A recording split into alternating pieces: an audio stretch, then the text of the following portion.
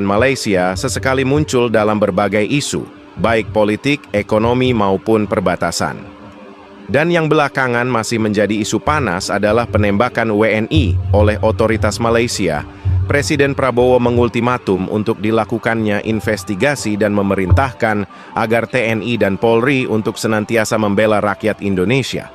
Saya kira tadi saya sampaikan kepada para pimpinan TNI Polri, ya kan? Saya sampaikan peran mereka sangat penting.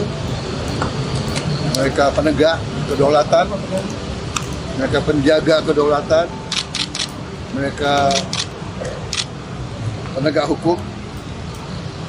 Jadi saya tekankan mereka harus menjadi pemimpin yang baik. Saya ingatkan bahwa mereka diharapkan oleh rakyat, mereka diberi kepercayaan yang besar oleh rakyat yang membiayai TNI dan Polri. Ini bagaimana jika Malaysia benar-benar diajak perang sama Indonesia, dan saya sendiri pun tidak pernah terfikirkan semoga kejadian ini tidak akan pernah berlaku sampai TNI dan Polri harus mengayomi rakyat, harus melindungi rakyat. Dan saya tentunya minta TNI dan Polri, kita semua selalu mawas diri, selalu mengoreksi diri, selalu menertibkan diri, selalu menjaga disiplin. Dan saya tekankan mereka harus selalu di tengah-tengah rakyat, harus selalu bersama rakyat membangun. Jadi TNI dan Polri kita adalah tentara rakyat dan polisi rakyat.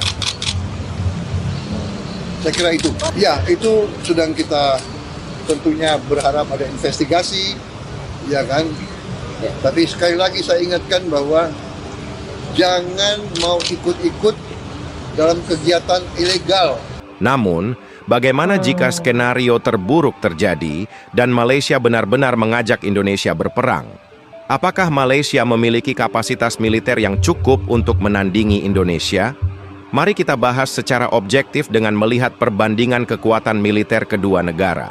Menurut data Global Firepower atau GFP 2024, Indonesia menempati peringkat ke-13 dunia dalam hal kekuatan militer, sedangkan Malaysia berada jauh di bawah, yaitu di posisi ke-42. Perbedaan ini cukup mencolok dan menunjukkan bahwa Indonesia memiliki keunggulan signifikan dalam hal jumlah personel, alutsista, dan anggaran pertahanan. Indonesia memiliki 1342 ya, itu total jauh personel ya. militer sekitar 1,8 juta, termasuk cadangan dan paramiliter, dengan anggaran pertahanan sebesar 9,3 miliar dolar.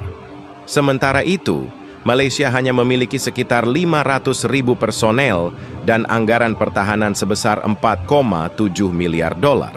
Indonesia memiliki kekuatan udara yang jauh lebih unggul dibandingkan Malaysia. TNI Angkatan Udara diperkuat oleh berbagai pesawat tempur canggih seperti Sukhoi Su-27, Su-30, F-16 Fighting Falcon, dan pesawat tempur ringan T-50 Golden Eagle. Indonesia... Tapi guys, apa yang diharapkan itu seharusnya sekarang untuk berperang itu sudah tidak perlu ya. Apa yang harus dilakukan adalah blok saja kebutuhan mereka yang tergantung kepada negara tersebut agar mendapatkan pelajaran. Jadi begitu. Jadi kalau namanya peperangan sekarang sudah tidak relevan lagi ya. Kalau boleh dielakkan, kalau ada cara yang lebih baik, boleh dilakukan. Sedang dalam proses pengadaan pesawat tempur Rafale dari Prancis dan F-15EX dari Amerika Serikat. Sementara itu, kekuatan udara Malaysia sebagian besar bergantung pada pesawat tempur seperti Su-30 MKM, 18 The Hornet, dan Hawk 208. Dengan jumlah yang lebih sedikit dan keterbatasan anggaran, Malaysia tidak memiliki keunggulan udara dibandingkan Indonesia. Sebagai negara kepulauan, Indonesia memiliki kekuatan laut yang lebih dominan dibandingkan Malaysia. TNI Angkatan Laut mengoperasikan berbagai kapal perang, termasuk kapal selam kelas Nagapasa, fregat kelas Marta Dinata, dan korvet kelas Diponegoro. Indonesia juga terus memperkuat armada lautnya dengan berbagai kapal perang baru yang lebih modern. Di sisi lain, TLDM atau Tentara Laut Diraja Malaysia memiliki jumlah kapal yang jauh lebih sedikit dan lebih bergantung pada kapal patroli serta korvet ringan. Dengan armada yang lebih kecil, Malaysia akan kesulitan jika harus menghadapi Indonesia dalam konflik maritim. TNI Angkatan Darat memiliki jumlah personel yang lebih besar dan lebih terlatih dibandingkan dengan...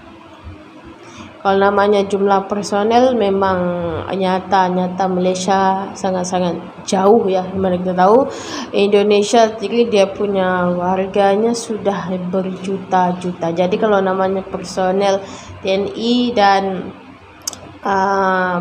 personel penjaga pertahanan negara itu sudah banyak, itu memang Tentara Darat Malaysia. Indonesia memiliki berbagai unit elit seperti Kopassus, Kostrad, dan Marinir yang memiliki pengalaman tempur tinggi. Peralatan tempur darat Indonesia juga lebih variatif dengan kehadiran kendaraan lapis baja, artileri canggih, dan sistem pertahanan udara. Malaysia memiliki pasukan darat yang lebih kecil dengan unit elit seperti Grup Gerak Khas atau GGK dan Pascal. Namun jumlah dan pengalaman tempur mereka tidak sebanyak unit elit Indonesia. Dalam skenario perang darat, Indonesia diperkirakan akan lebih dominan. Dalam skenario konflik, dukungan dari negara lain juga memainkan peran penting. Indonesia memiliki hubungan dekat dengan negara-negara seperti Rusia dan Cina yang bisa menjadi pemasok senjata dan teknologi militer. Apa guys? Yang pastinya di sini ya